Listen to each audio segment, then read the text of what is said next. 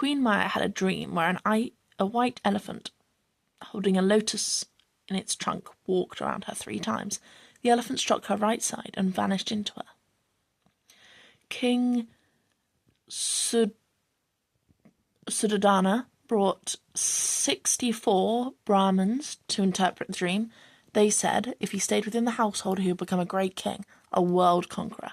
If he left the household, he would become a supremely awakened one, a Buddha.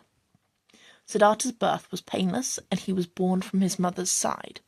He stood, took 7 steps, and proclaimed, "I alone am the world-honoured one." The queen died 7 days later. The symbolism in this: the white elephant means fertility and wisdom. White lotus means enlightenment and mental and spiritual purity. 7 steps means the 7 directions: north, east, south, west, up, down, and here. The Buddha's early life. Asita, a Brahmin, wept upon seeing 32 special signs on the Buddha's body, because he knew that he wouldn't live long enough to see Siddhartha become a great Buddha.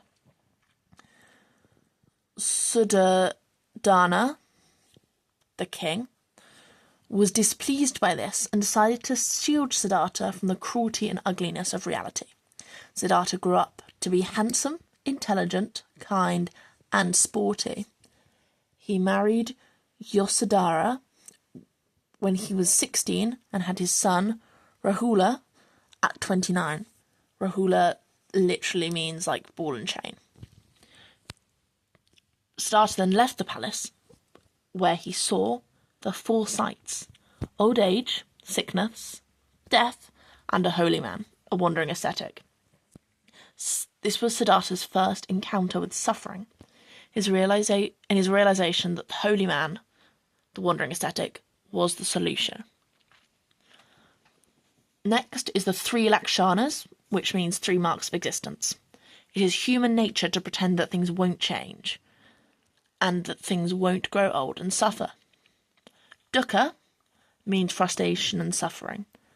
Anicca means impermanence. Anatta means no self and insubstantiality. The ascetic life. Due to his new understanding, Siddhartha renounced his birthrights, and he left the palace to become a wandering ascetic, holy man. Dukkha and the 3 fires/poisons. The cycle of existence causes suffering and ignorance. Buddha realised this suffering could be eradicated through awareness of the 3 marks of existence and removal of ignorance. The 3 fires or 3 poisons are greed, hatred, and delusion. Hagiography. We shouldn't look at the Buddha's life as fact, but as hagiography, like his son's name literally meaning ball and chain. It's representative rather than literal. Under the Bodhi tree. Siddhartha sat under a sacred tree and began to meditate. He reached enlightenment after 1, 3, or 45 days, depending on the branch of Buddhism. He acquired the 3 knowledges. First, of his past lives and the past lives of every living creature. Second, the laws of karma. Third, that he was free of all attachments. He's now enlightened. Mara's temptations. Yeah. Mara wished to stop Siddhartha's quest for enlightenment. First, he brought his most beautiful daughters to seduce the Buddha. Siddhartha didn't move. Then he sent armies to attack the Buddha. Siddhartha still didn't move. Mara then claimed the seat of enlightenment belonged to him and not a mortal. The demons backed Mara up, and Mara said, "These soldiers speak for me. Who will speak for you?" Siddhartha touched the earth with his right hand, and the earth spoke. "I bear witness." The Buddha is often portrayed as the earth witness. The teacher. The Buddha then formulated the 4 Noble Truths and the Eightfold Path to help others reach enlightenment. Salikhana. Jainists practice of fasting to death to have high karma and a pious death. It can only be done at the end of someone's life. They continually recite the Namkar mantra to keep them calm and their mind focused. They don't consider it suicide because it's not done by anger, desire, or delusion. Moving on to the sources of wisdom. The Sangha, the name of the Buddha's followers and later the Buddhist community as a whole. They follow the middle way between asceticism and opulence. They would travel, but in the rainy season they would rest in one place and practice meditation. Vinaya, code of discipline. The rules set out for the Sangha to be followed in a monastic setting. Much of what the Buddha taught was later written down, which formed the Pali Canon. Death of the Buddha. He died at age 80. He predicted his parinirvana 3 months earlier. He's both born and died under trees, and he died laying on his right side. He said, "Everything that is born is subject to decay. Since there is no external saviour, it is up to each of you to work out your own liberation. These are my last words." First Council, oral transmission. The first rainy season after the Buddha's death, the bhikkhua and bhikkhuni gathered and collected the Buddha's teachings. The practice of the Sangha was established. The Buddha's teachings were passed on through oral transmission. They kept all the rules, even though the Buddha said that more minor ones could be abolished after his death.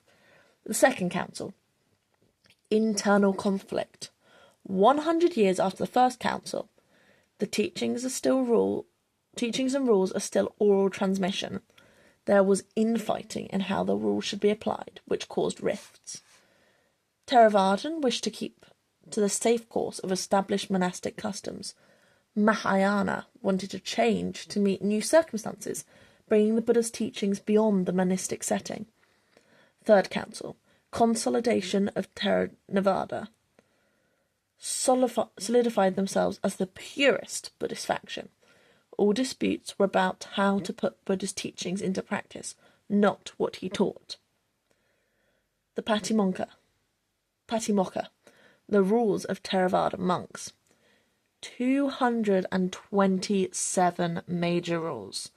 These rules all have context. Monks are forbidden from sex due to an incident in which a monk inappropriately touched the wife of a visitor, so are forbidden from sex so that women feel safe visiting monasteries.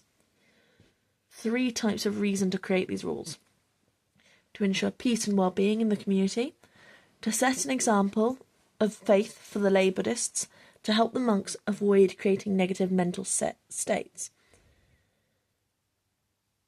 Bhikkhuna says the rules can be linked to morality sections in the Eightfold Path: right speech, right action, and right livelihood. No lying or bearing false witness, no diversive speech, no insulting or bearing false witness, no divisive speech, no insulting or abusive behaviour, no idle chatter or gossip.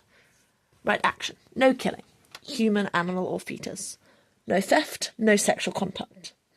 Right livelihood, not using the state as a monk to gain favour or treat others as inferior. No having unnecessary possessions. No being greedy with food. No owning property or earning money. Communal harmony. No trying to create division. No revealing failings of the other monks to lay people. No being untidy. And no failing to admit to breaking rules. Correcting behaviour of monks. No gardening or growing food. No watching army act duty. No swimming for fun. No travelling with thieves. No failing to wear robes that cover the body. No walking on tiptoe. No stuffing the cheeks with food. No teaching someone carrying a weapon. And no urinating while standing. There are 7 levels of severity of misdemeanour. The 4 most serious and the 4 paradinkas defeats If you break one of these, you're expelled from the Sangha for life. Sexual intercourse with human or animal, theft of something valuable, murder of human, lying about one's level of enlightenment.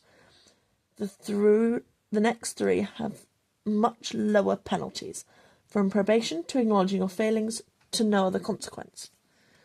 Use of the Patimonka. Chanted by monks on days with a new full moon. Originally, monks would declare to everyone their discretions, but now it is done privately before the ceremony. The leading monks chant the Patimonka, while the other monks stay silent to show their pure conduct. Every monk and nun must attend unless ill.